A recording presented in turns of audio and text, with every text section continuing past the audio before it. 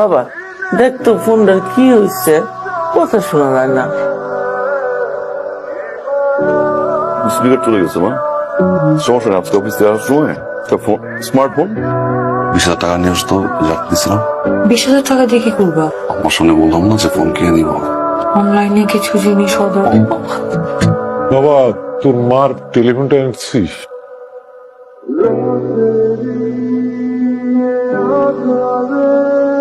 বাবা, টেলিফোন আনার জন্য যে টাকাটা আমার কাছে ছিল ওটা আমি অনলাইনে খরচ করে ফেলছি, সেই জন্য এই মাসে টেলিফোনটা আনতে পারে নাই।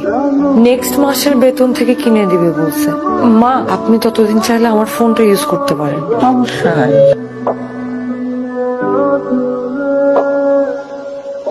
আই শুনো, আমার ফোনে 500 টাকা ফ্লেক্সি করে দিও। আচ্ছা ঠিক আছে। সেবা, তোর মায়ের ওষুধ তো শেষ হয়ে গেছে, তুই অফিস থেকে ফেরার সময় নিয়ে আসিস বাপ। ঠিক আছে। ঠিক আছে মানে তুমি ওষুধ আনবা কোথা থেকে? তোমার পকেটে 1 টাকাও আছে? আব্বা, ও তো এই মাসে বেতন পায়নি, ওর পকেটে 1 টাকাও নেই, কোথেকে ওষুধ আনবে বলেন? আসলে এই মাসের বেতন পাইনি। আব্বা, ফয়সালকে বলেন ও ওষুধগুলো এনে দিতে। ফয়সলকে তার মার মোবাইলে কিনে দিতে পারে না, টাকা নাই বলে। ঠিক আছে দেখি। কথা কথা টাকা মিশা কথা কেমনে কর? আজব একটা ভুন্দা লোক, একটা কথা না বললে সংসারে আয় উন্নতি হয়। যাও অফিস যাও। এই ওষুধ ছিল একটু আছে কাকা, কতদিনের দেবো? 15 দিনের দিকেই শুনবো কাজ।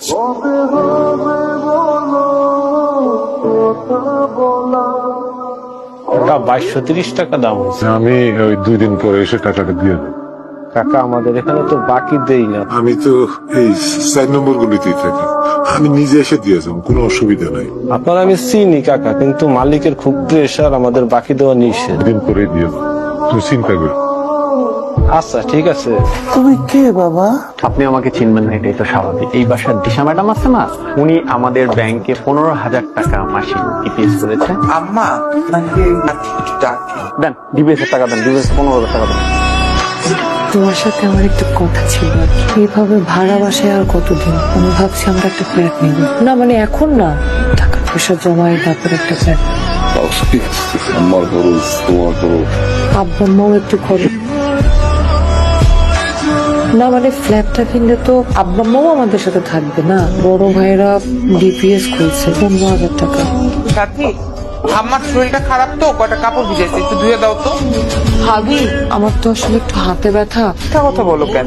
এই তো তুমি মোবাইল টিপতেছিলা, মোবাইল টিপার সময় হাত ব্যথা করে না? না সাথী কি হয়েছে? কি হয়েছে বলো? কিচ্ছু হয় নাই।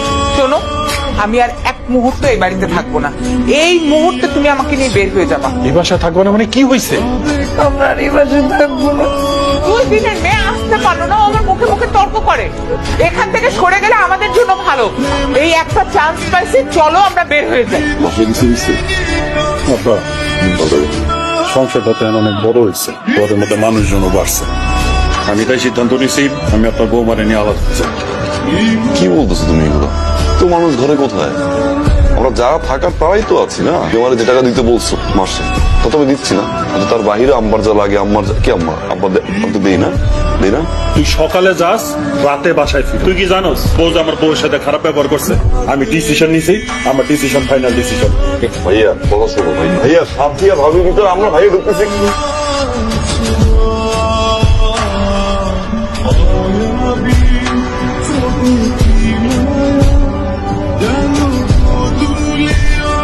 সবই তো বুঝলাম, আপনি এই অবস্থায় চাকরি করতে পারবেন? পারুম স্যার।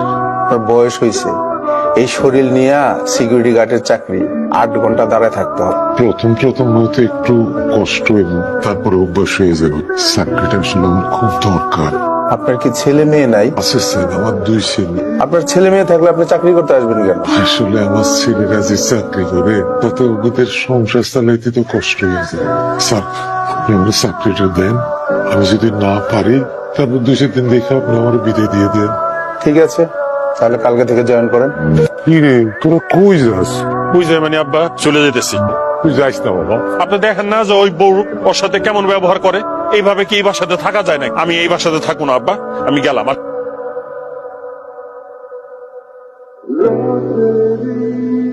এটা কি মা? এটা কি? আমি যে অফিসে চাকরি করি সেই অফিসের সিকিউরিটি গার্ড আমার বাবা। এই ড্রেস কেন বাবার গায়ে?